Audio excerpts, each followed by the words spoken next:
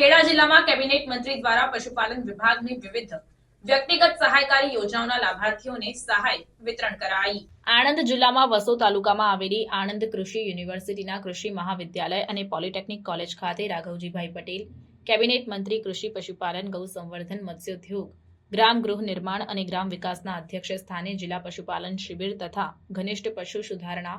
યોજનાના 3 ઉપકેન્દ્રો રામોલ, હાથજ અને અરેરાના કુલ 85.29 લાખના ખર્ચે તૈયાર કરવામાં આવેલ નવનિર્મિત મકાનોના લોકાર્પણનો કાર્યક્રમ યોજાયો હતો। આ પ્રસંગે મંત્રીએ જણાવ્યું કે વિકસિત ગુજરાત થકી વિકસિત ભારત માટે રાજ્યના પશુપાલન અને ડેરી ક્ષેત્રના વિકાસને નવી ઊંચાઈઓ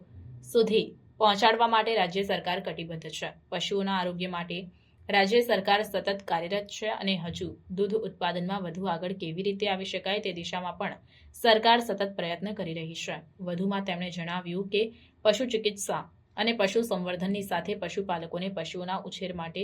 પ્રોત્સાહન મળે તે માટે રાજ્ય સરકાર દ્વારા વિવિધ પ્રયત્નો કરવામાં આવી રહ્યા છે। આ કાર્યક્રમની શરૂઆત મદદનીશ પશુપાલન નિયામક ડોક્ટર અનિલ વાઢેરના પ્રાસંગિક ઉદ્બોધનથી થઈ હતી, જેમાં તેમણે જણાવ્યું કે આપણે બધા પશુઓ પર નિર્ભર છે, માટે પશુપાલનને પૂરક વ્યવસાય તરીકે ન જોતા તેને નફાકારક બનાવવા પ્રયત્ન કરવો જોઈએ। તેમણે પશુપાલકોની વિવિધ યોજના હેઠળ મળતી સહાય અંગે ઉપસ્થિત પશુપાલકોને માહિતગાર કર્યા હતા। ત્યારબાદ જિલ્લા પશુપાલક અધિકારી ડોક્ટર ડીએલ મનાતે તેમના પ્રાસંગિક ઉદ્બોધનમાં જણાવ્યું કે સમાજના તમામ વર્ગોના સર્વાંગી વિકાસ કરવા માટે ગુજરાત સરકાર કટિબદ્ધ છે અને સરકાર પશુપાલકોના કલ્યાણ માટે સતત ચિંતિત અને કાર્યશીલ છે। આ કાર્યક્રમમાં પશુપાલન વિભાગની વિવિધ વ્યક્તિગત સહાયકારી યોજનાઓ જેવી કે દૂધ ઘર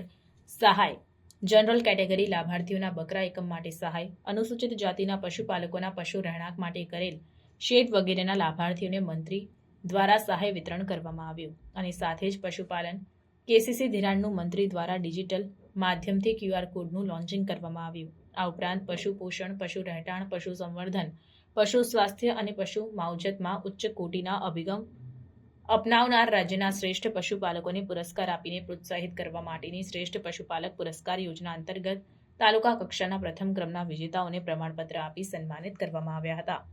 પશુપાલન શિબિર અંતર્ગત વાછરડી પાડીનું આદર્શ ઉછેર તથા પશુ પોષણ, પશુ રહેઠાણ, પશુ સંવર્ધન, પશુ સ્વાસ્થ્ય અને પશુ માવજત વગેરે વિષયો પર વૈજ્ઞાનિક અભિગમ સાથે